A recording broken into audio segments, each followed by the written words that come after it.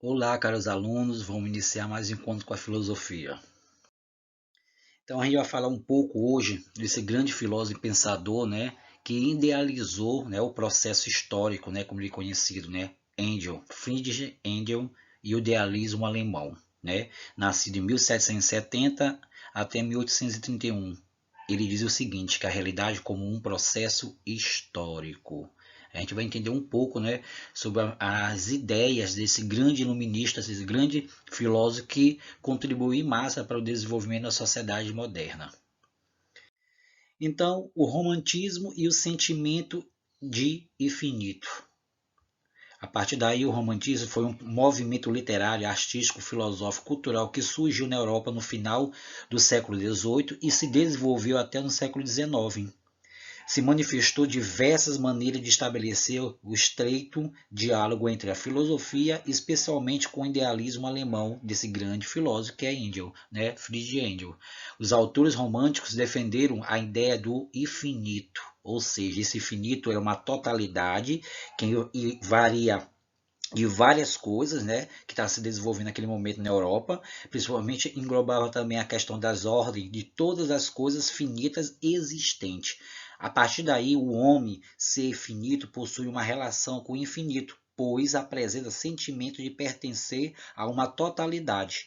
A partir desse momento, todas as questões mais importantes que a razão poderia realmente estabelecer dentro do processo iluminista, que seria o sentimento, a religião e a arte. A partir daí, a arte e a religião são consideradas expressões do infinito. Ou seja, geração entra geração, sai geração, entra novamente geração de sociedade, vai estar ali se expressando, tanto a arte como a religião. São coisas infinitas. E desse momento, alguns pensadores começaram a inovar as tendências de alguns trabalhos de ideias do infinito, como Ondelin, Schlegel, Novalis e Shelley Marx, que desenvolveram a questão dos autores que vão desenvolver os trabalhos nessa realidade desse infinito. São apresentadas aí essas grandes mentes de expressões que levou o romantismo, como esse movimento filosófico que surgiu na Europa Ocidental entre o século XVIII até o final do século XIX. Então, o que seria esse idealismo alemão? A comparação entre as principais concepções de, olha bem, Immanuel Kant e a questão dos idealistas. Kant diz o seguinte, podemos conhecer uma realidade que aparece para nós, mas não podemos conhecer como ela é a si mesma. Dentro disso aí, as ideias desses processos, desses iluministas, ou seja, dessas idealistas, se o homem não pode conhecer a coisa em si, o que garante a ele realmente a existência? Como afirma a existência de algo que não se realmente pode conhecer? Já tem uma contradição, de acordo com as ideias desses grandes pensadores idealistas, diferente da ideia de Immanuel Kant. Kant também disse o seguinte, o sujeito do conhecimento conforma as expressões da sensibilidade e as condições de possibilidade que nos levam a priori.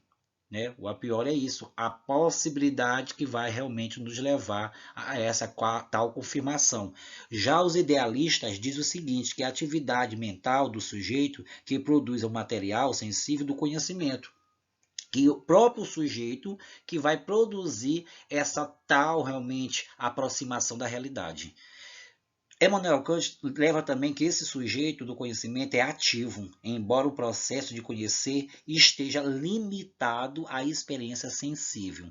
Os idealistas dizem o seguinte, que a atividade mental do espírito ou da razão é uma origem de todas as coisas existentes. O mundo é uma representação de nossas ideias e nossos sentimentos. Tudo deveria do eu, da consciência, são importantes idealistas como Fichte, Schiller e Hegel, que apresentaram essas razões idealistas nesse processo do infinito, ou seja, as ideias desses grandes pensadores filósofos nos leva a essa atividade desse processo histórico. Então, Quem foi esse grande filósofo Hegel? Né? O filósofo alemão Georg Friedrich Hegel, 1770-1831, como falei para vocês anteriormente, né? Buscava explicitar, né, a realidade e explicar como a consciência humana poderia se estender, no transcorrer do tempo. Por isso ele é conhecido muito nesse processo histórico, porque ele começou a desenvolver essas ideias dele ao longo do processo que ele começou a estudar a própria evolução histórica. Ele defendia que a existência de uma relação racional entre as partes que formam o conjunto de realidade, pois traz para ele os eventos que vai garantir essa atividade do espírito da razão, ou seja, vai se expressar de inúmeras maneiras na natureza, dos acontecimentos sociais, na história, na arte e na própria filosofia que ele defendia. Ele afirmava também que a evolução da consciência nos levaria à compreensão que seria uma realidade, ou seja, uma expressão do espírito. Ele argumentava que quando chegássemos a uma compreensão de totalidade, o espírito e as divisões entre o sujeito e o objeto finito e infinito da natureza e o espírito terminariam, ou seja, tudo se revelaria como atividade do espírito, pois nada existiria por fora dela. A arte, a religião e a filosofia seriam as formas mais privilegiadas da manifestação do espírito, sendo a filosofia superior porque permite conhecer a totalidade da atividade dele, o sujeito, ou seja, o homem, ia transcorrer esse processo mental, ia botar essa atividade realmente em prática e chegaria realmente em um ponto, né? Esse ponto que seria dividido entre o sujeito e o objeto, o finito e o infinito. O homem é finito. Por que finito? Porque tem uma certa limitação. E o seria o infinito nessa concepção, né, desse grande filósofo Hegel, seria realmente tudo aquilo que está dentro realmente do mundo. São coisas infinitas, porque estão transcorrendo geração a geração no processo histórico. A dialética hegeliana, né? Essa dialética hegeliana, desse grande filósofo Hegel, né, compreendida a história. Por isso que eu disse para vocês que ele leva a esse estudo no processo histórico. Então, dentro dessa história, não como uma simples sucessão de eventos, mas como todo maior parte por meio do qual percebemos a trajetória do espírito.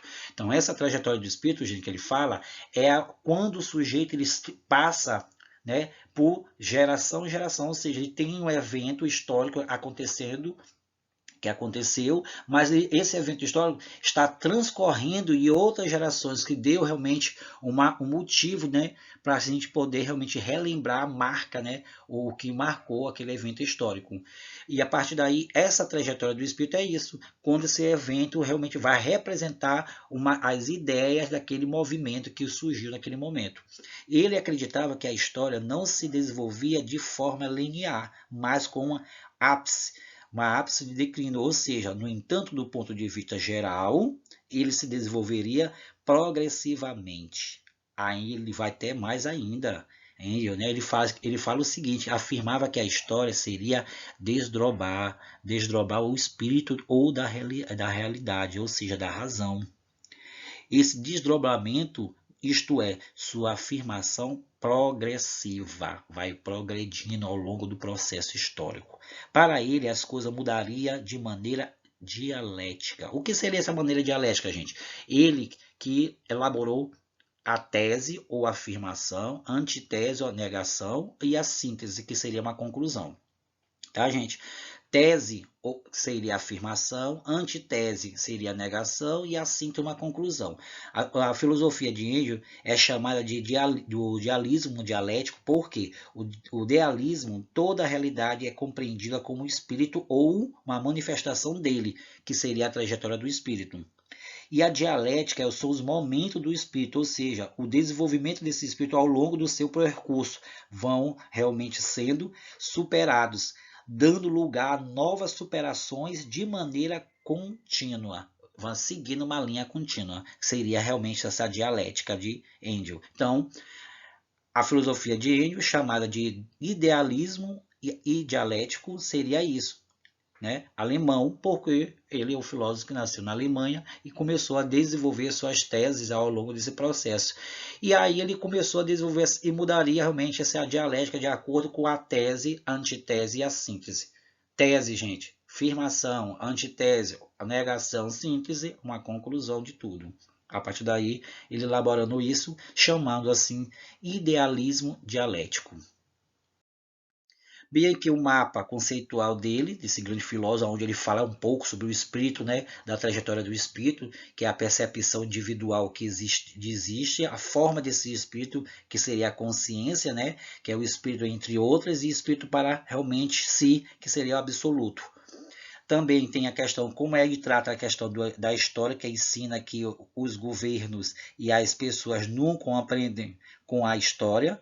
A liberdade limita para assegurar o seu exercício, né? Seu exercício. A formação da consciência seria as experiências, mais a interpretação, que vai gerar realmente isso aí. E também ele fala um pouco sobre a crítica da razão, né? De Immanuel Kant, né? A fenomenologia do espírito, um pouco ele utiliza essa fenomenologia do espírito de Husserl, e a dialética hegeliana, que falamos agora, que trata sobre a questão da tese, antitese e a síntese. Né?